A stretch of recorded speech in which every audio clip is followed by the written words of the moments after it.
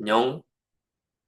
6월 평가원 보느라 고생했고, 약속했던 것처럼 간단하게 좀 총평과 해설을 찍어서 올려드릴 거예요. 우선은 첫 영상에서는 전반적인 얘기랑 좀 쉬운 문제들 위주로 풀고, 두 번째 영상은 빈칸, 순서 삽입 같이 조금 어려웠던 문제들을 풀고 마무리하도록 하겠습니다. 시험 어땠나? 뭐 다들 뭐 피드백 자료를 써서 주는 친구들도 있었고, 아니면 그냥 후기를 나한테 메시지로 보내준 친구도 있고 그랬는데 이렇게 수업 때 하면 되는 얘기를 굳이 이렇게 영상 녹화를 하게 되는 그런 이유를 말을 해주자면 평가원 시험은 우리 수능을 출제하는 기관이 내는 시험이잖아. 그래서 이번 시험에서 나타난 중요한 것들, 물론 그 중요한 것이 처음 나온 게 아니라 지금까지 계속 나오던 것이지만 그런 것들을 우리가 조금 더 체화하고 실제로 9월 평가원 나아가서 수능까지 써먹을 수 있기를 바라는 마음에서 이렇게 굳이 시간을 내서 영상을 찍는다라는 거 알아주면 좋겠고요. 우선 전반적인 시험에 대한 얘기를 한번 해볼까? 일단 내가 느꼈을 때는 나는 이거를 이제 시험 당일날 대학원 수업이 끝나고 신촌에서 이렇게 돌아오는 버스 안에서 풀었는데요. 비가 와가지고 차가 좀 막혀서 푸는데 한 40분 정도 쓴 것 같고 풀면서 이제 PDF에 따로 메모를 하면서 풀었는데 이게 약간 이게 중요했었을 것 같아요. 너 어떻게 읽었어? 이 과정이 되게 이 시험의 결과를 좀 좌우하지 않았을까? 그 이유가 뭐냐면 뭐 이후에 구체적으로 말씀을 해드리겠지만 좀 평소 시험이랑 약간 뭔가 내가 알던 거랑 살짝 느낌이 좀 다른 것 같은가 하는 생각이 들었을 수 있을 것 같아. 그래서 이제 난이도 체감은 제각각이었을 것 같다. 물론 이 영상을 지금 보고 있는 너네들 중에서는 생각보다 시험을 막 크게 망한 사람은 없는 것 같아요. 보니까 90점대도 계시고 구체적으로 한번 평을 좀 얘기해 봅시다. 우선은 우리가 평소에 열심히 공부해왔던 어떤 시그널의 사용이 굉장히 적었습니다. 즉, 이거를 조금 전문 용어를 쓰자면 코헤이션이 상당히 어, 낮은 시험이었다라는 명시적으로 우리한테 야, 이건 이 문장 간의 관계가 이런 거야. 근데 이게 수업 때 한번 얘기를 한 적이 있지만 실제로 코헤이션이라고 하는 것을 꼭 저렇게 시그널만을 사용해서 드러내는 게 오히려 더 짜치는 글쓰기다라는 어떤 관점이 있어요. 아카데믹 라이팅에서는. 그렇기 때문에 우리는 이런 생략된 시그널에 대해서 추론을 할 수 있어야 되는 거야. 정확하게는 무엇을 추론하는 거냐면 문장 간의 논리적 관계. 한마디로 플로우를 우리가 생각하면서 텍스트를 읽었어야 됐다. 심지어는 시그널이 나왔더라도 구체적인 진술이나 지시어와 같이 너가 내용을 이해하니? 라고 묻는 시그널이 나왔기 때문에 너가 만약에 이해하지 않고 정말 시력 테스트, 뭐 단어만 몇 개 가지고 한번 비벼보려고 했으면 뭔가 좀 시험이 까다로웠을 것 같아. 이 첫 번째 시그널의 사용이 적은 점은 어떤 유형에서 특히 좀 더 어려웠을 것 같냐면 이 순서 삽입. 이게 내가 볼 때는 아마 이거에 도전을 한번 해보려고 했던 학생이라면 상당히 어려웠을 것 같다. 근데 뭐 좀 이따 얘기하겠지만 이게 처음인가? 라고 생각을 해보면 그건 또 아니야. 이게 순서 삽입은 이제 순서 삽입은 어떻게 시험이 나오는 어떤 경향이 있는 거야? 내가 눈으로 풀 수 있는 단서는 최대한 줄이고 내용에 대한 이해와 논리적인 관계를 활용하던 방식의 출제가 좀 더 빈번해지는 거지. 그러니까 이거는 약간 이제 하수가 된 거야. 시그널만 가지고 푸는 거. 그래서 우리가 앞으로 어떻게 읽어야 되는지에 대한 방향을 알려주는 것 같고, 그리고 선택지에서도 당신들이 내용을 이해하지 않고, 이 단어는 이런 느낌인데요. 평소에 이런 식으로 하는 친구들이 많잖아? 만약에 그렇게 접근을 했을 경우에는 반드시, 야, 나는 안 매력적이니? 이런 오답이 존재하는 시험이었어. 그래서 이건 좀 이따 보겠지만, 이의신청에서도 이런 단어에 대한 뉘앙스, 해석의 여지 때문에 이의제기를 거는 친구들이 있는데요. 여기서 중요한 게 뭐냐면 결국에는 단어의 의미가 중요한 게 아니라 그 내용에 대한 이해가 선행되어야 단어의 의미도 정해진다라는 거지. 이거 우리가 수업 시간에 한번 다뤘던 거죠. 의미는 뭐가 결정해? 맥락이 결정해. 이러한 복해의 원칙을 깜빡해버리고 단어에 매몰되는 사람들은 아하, 좀 쉽지 않았을 것 같다. 됐을까? 문제별로 좀 전반적으로 한번 얘기를 해드리자면, 어, 일단 주제 파악과 관련된 얘기를 한번 해볼게요. 20번에서 24번까지를 한번 쭉 써봤는데, 개인적으로 20번이 옛날에는 그냥 정말 좀 막말로 하면 맨 뒤에 한 두 문장만 읽어도, 야, 나 답이야. 이렇게 뭐 써있는 문제였거든. 근데 최근 한 두세 번의 평가원 시험들을 돌아보면, 어떻게 읽는지를 좀 보고 싶어 하는 거야. 그러니까 선지는 뭐 그렇게 어렵지 않아 보이지만 지문도 별로 어려워 보이지 않지만 전통적으로 그런 문제이기 때문에 뭔가 애- 묘하게 대놓고 주는 안서라기보다는 내용에 대한 이해가 전제되어야 보이는 말들이 써 있는 것 같다. 특히 이번 20번은 선지가 그 막 운동 배우는 거였잖아요. 채용 이야기였잖아. 채용 이야기야. 채용을 가르치는 사람 이야기야? 이러한 주체, 누구에 대한 이야기인지를 정확하게 파악했어야 되는 거야. 그러니까 결국에는 20번마저도 우리에게 뭐를 요구하는 거야? 이제 점점 내용에 대한 전반적인 이해가 아니라 내용에 대한 좀 엄밀한 이해, 제대로 이해? 제대로 된 이해를 좀 요구하지 않나 이런 생각이 들었어. 21번 같은 경우에는 좀 이따 보겠지만 평소에 읽기 연습을 제대로 했던 학생이라면 글의 한 절반 이상이 그냥 날아가는 아주 그냥 전형적인 학술적 지문이었어. 그렇기 때문에 이거는 뭐 오답률이 꽤 있었던 걸로 기억하지만 어, 그 정도인가? 뭐 그래. 22번 22번 틀린 학생이 있었던 것 같은데 어, 미안하지만 20번이랑 22번 틀리시면 좀 정신 차리고 읽어야 돼요. 특히 22번은 22번도 최근에 나온 22번들이 비교적 23번, 24번 같은 문제의 순한만 느낌으로 나왔었다면 이번 22번은 슥 읽어버리면 뭐요? 이렇게 될 수 있었을 것 같은 그런 텍스트였다. 23번, 23번은 전형적인 우리 평가원이 좋아하는 아카데믹 라이팅이 잘 드러나는 첫 문장에 어떤 논지가 드러나고 그것을 뒷받침하는 문장들로 글이 이루어진 그런 텍스트였어요.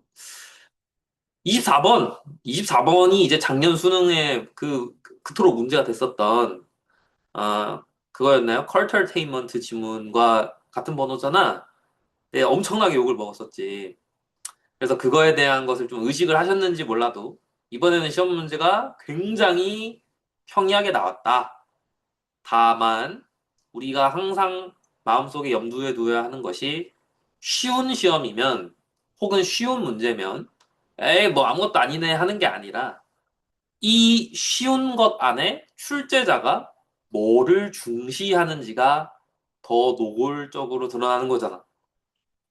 그래서 24번 같은 경우에는 시간 변화를 너 읽어낼 수 있니? 라는 것을 우리가 출제자의 의도로 받아들일 수 있으면 좋았을 것 같아. 처음부터 끝까지 읽는 거 읽어서 맞았으면 됐어. 맞았으면 됐는데, 그렇게 읽었을 때 문제가 뭐냐면, 나중에 그런 비슷한 어떤 의도의 문제가 조금만 어렵게 나와도 답을 못 고를 가능성이 높아진다. 알겠지? 그 다음엔 유사 주제. 제가 밑에 써드린 번호들에 대한 것들인데요. 30번 어휘 문제죠? 어휘 문제 이거 무슨 뭐냐? 그 무슨 뮤지컬 얘기 나오는 거였던 건데 이거는 사실 되게 재밌는 문제였어요, 개인적으로. 어휘라기보다는 결국에는 시그널을 너 잘 읽을 수 있니? 근데 아까 전에 말씀드렸죠? 총평에서 내용에 대한 이해가 필요한 그런 시그널이 등장을 했다라는 거. 그래서 그거를 활용하는 문제였고요. 35번 BMI 뭐 얘기가 뜬금없이 등장하는 뭐 그런 내용이었는데 혹시 35번 틀리셨으면 화이팅! 40번 40번 이제 무지성 1번 갈기는 문제를 우리가 이런 표현은 별로 좋아하지 않지만 평가원이 저격한 문제가 아닌가. 실제로 오답률 퍼센테이지를 보면 40번에 1번이 압도적이지는 않지만 정답 비율이랑 거의 비슷해요. 40번도 사실 요양문만 잘 읽고 잘 찾았으면 맞았을 수 있을 것 같아. 41, 2번 장문독해도 사실 이번 시험은 이걸 왜 틀림? 할 정도로 지문이 뭐 어렵거나 뭐 복잡하진 않았던 것 같습니다. 자, 이제 나머지 두 가지의 좀 어려운 유형에 대해서 말씀을 드리면 이거는 필요한 사람만 들으면 돼요. 결국에는 이 8문제를 풀느냐, 풀어내지 못하느냐에 우리의 원하는 등급이 왔다 갔다 하는 거는 아마 알 거야. 내 목표가 최소 2등급 이상이라면. 근데 여전히 이번 시험에서도 드러났지만 이 빈칸 추론이 결국에는 너희들의 발목을 최종적으로 잡는 어떤 문제의 타입인 것 같아. 그러나, 이 문제들에서 우리가 어떤 게 드러나는지를 잘 알면 되는 거잖아. 우선은 평소랑 똑같이 나왔어. 평소랑 똑같이 나왔는데, 이번에 혹시 빈칸이 유독 어렵다라는 뭐 생각이 들었거나, 조금 까다로운데라는 생각이 들었으면 지금 한번 잘 들어봐. 우선 31번 같은 경우에는 이게 비교 대조, 즉 대상이 두 개가 나올 때의 사고에 대해서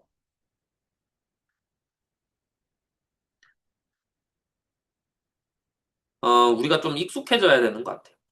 예를 들어서 내가 X와 not X라는 대상을 이렇게 놔뒀으면 이 텍스트 안에 등장하는 뭐 예를 들어서 X의 속성이 스몰 a라고 해봅시다. 그럼 not X의 속성은 뭐겠느냐라고 물어보면 not A예요 라고 얘기를 할 수 있어야 돼. 그리고 이거를 조금 더 확장을 시키면 X의 입장에서는 Y가 아니에요라고 얘기를 할 때 이 Y가 의미하는 게 뭐야? 뭐가 제3의 요소가 아니라 이 X와 반대되는 not X와 동일한 의미라는 거를 우리가 인식했을 수 있더라면, 인식했더라면 그렇게 어려운 문제는 아니었을 것 같다. 32번은 아주 전형적인 그냥 너 잘 읽었지? 뭐 이런 문제였기 때문에 33번, 34번이 이제 결국에는 최종 관문인 것 같은데 항상 시험에서 이번 33번은 개인적으로 이게 선지에서 많이 당황했을 것 같다. 선지 고트 문제였다. 뭔가 내가 원하는 답이 원하는 말로 써 있으면 좋았을 텐데. 내가 원하는 말이 일단 찾아졌어도 이게 뭐요? 조금 머리로 생각을 했어야 되는 거지. 비슷한 관점에서 34번도 선지가 살짝 까다로웠을 것 같아. 근데 문제는 뭐냐면 34번은 지문도 어려워. 어렵나? 사실 어려운 것 같진 않은데 뭔가 오해할 수가 있는 요소들이 있었던 것 같아요. 그래서 제가 이제 어저께 밤에 자기 전에 유튜브 알고리즘에 6월 평가원 해설 강의 뭐 이런 게 몇 분 선생님들께 이게 알고리즘 추천으로 썼는데, 아, 그래, 뭐 힘내라, 뭐 이런 해설들이 좀 많았던 것 같아요. 자, 순서 삽입에 대해서 얘기를 하도록 하겠습니다. 자, 36에서 39번 가지고 얘기를 좀 해보면, 자, 여기 아까도 말씀드린 것처럼 시그널이 거의 없어. 시그널이 없는데, 문제는 뭐야? 요즘 순서 삽입은 사실 다 이런 식이었고, 요즘이 뭐야? 우리가 이제 뭐 공부하고 있는 학생도 있고요. 공부할 학생도 있지만, 절대평가가 시작되는 기점부터만 봐도 사실 18학년도, 19학년도 이때부터도 거의 시그널 없는 순서 삽입 문제도 많아요. 실제로 그래. 그러면 결국에는 우리가 뭘 할 수 있어야 되는 거야? 너, 내가 단서 안 주지만 내용에 근거해서 플로우를 만들 수 있니? 이 능력, 이 능력으로 순서 삽입을 푸는 거야. 이거 어떻게 기르는데요? 이거 어떻게 기르냐고? 이거는 위에 제가 말씀드린 1, 2, 3번 주제파, 유사주제, 빈칸 추론 이거 사실 세 개가 전부 뭘 물어보는 문제들이야? 야, 너 내가 무슨 말 하는지 알아먹었니? 이거잖아. 이거를 하는 과정에서 길러지는 능력으로 사실 순서 삽입을 푸는 거예요. 그러니까 뭔가 순서 삽입이 개 뜬금없이 확 이렇게 튀어나오는 유형은 아니라는 걸 좀 우리가 머릿속에 사전에 좀 알고 있을 필요가 있다. 아시겠죠? 음. 그래서 일단 이런 정도로 총평을 좀 했고, 뭐 총평이 뭐가 중요하겠습니까? 내가 뭐 너희들 가르치고 싶어서 연세대학교에 가서 영문학과에 가서 대학원을 다니고 있지만 뭐 내가 그런 거를 한다고 해서 내가 푸는 그 체감이 달라지나? 전혀 아니야. 다만 내가 너희들보다 좀 더 많이 읽고 관련된 거에 대해서 좀 더 많이 아는 사람이기 때문에 그냥 이런 시험이었던 것 같다라는 건 좀 더 상대적으로 객관적으로 말해줄 수 있겠지? 너희들의 결과들은 다 다르지. 그러니까 이번 시험을 통해서 우리는 무엇을 느꼈으면 좋겠냐면, 아, 시험이 절대평가여도 어, 만만하지 않을 수 있다. 당신이 시험을 잘 못 봤다면. 두 번째는 시험을 잘 본 너도 잘 들어야 돼. 결국에는 있잖아. 잘 읽고 그게 무슨 말인지 이해하고가 돼야 내가 어느 정도 시험을 잘 볼 가능성이 생긴다. 혹시 내가 어떤 느낌이나 감에 의존해서 지금 문제를 풀고 있다는 생각이 조금이라도 들면 지금이라도 조금 더 내용을 이해하고 이게 무슨 말인지를 직접 잡아보려는 훈련을 하시는 게 우리 수능 5개월 정도 남았죠? 5개월에서 뭐 한 달 없다 치면 거의 한 4달 정도 남았다고 생각하면 이 4달 동안 4달이면 할 수 있어요. 100일 넘게 남은 거기 때문에 4달 동안 꾸준히 이게 뭔 소리지? 이게 뭔 소리지? 이게 뭔 소릴까? 이해하고 스스로 정리하려는 훈련을 어느 정도는 해줘야 된다. 되겠지? 오답률 또 한 번만 살펴보고 가자. 우선 EBS를 좀 기준으로 볼게요. 대부분의 뭐 언론 같은 데서는 이걸 기준으로 하니까. 일단은 1, 2위를 보시면 거의 뭐, 일단 이거 2위는 80%라고 그냥 봅시다. 뭐야? 빈칸이네? 대빈칸. 그래서 우리가 이런 것들을 보면 이 빈칸이 쉽지 않구나, 확실히 알 수 있는 것 같아요.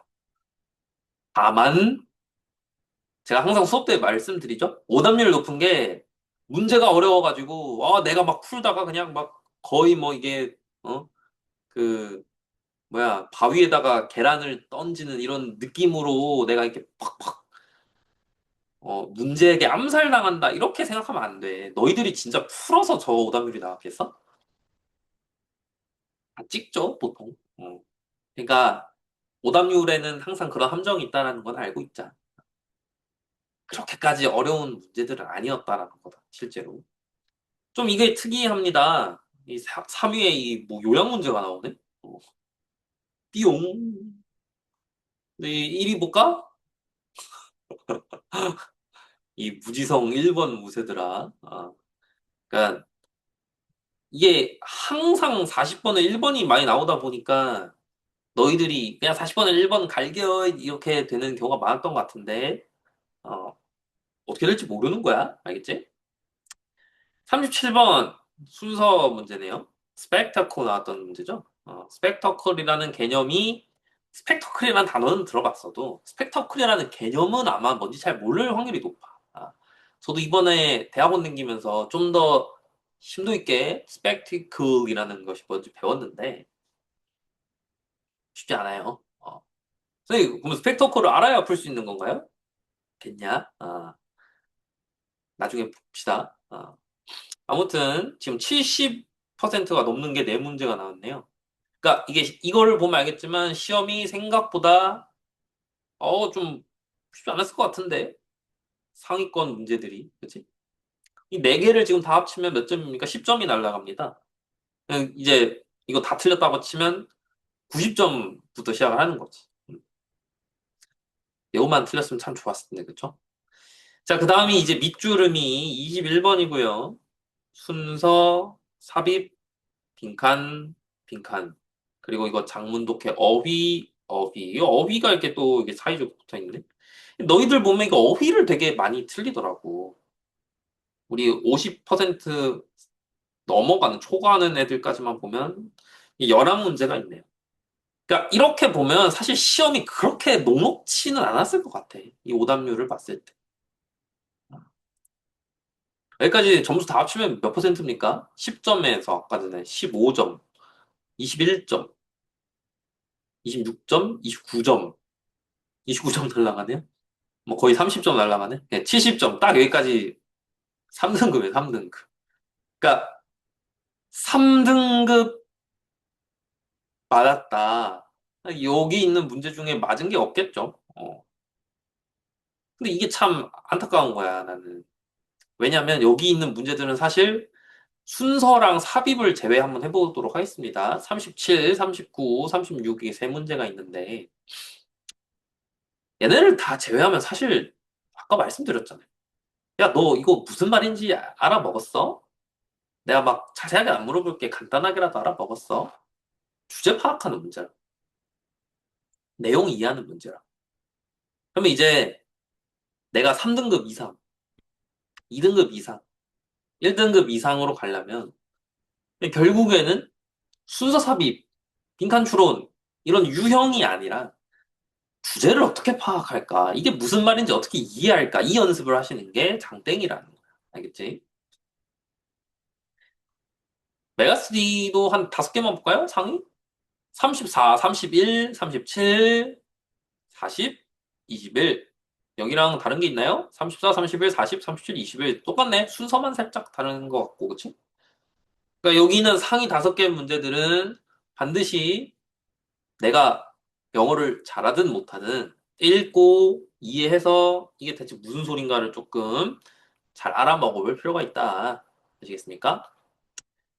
자, 이제 이렇게 해서 본격적으로 문제를 풀어볼 텐데, 그냥 총평 영상을 따로 찍고, 우리 1부, 2부로 나눠서 뒤에 쉬운 문제와 조금 어려웠던 문제들을 가지고 얘기를 해보도록 하겠습니다. 우리 좀 이따 만나요.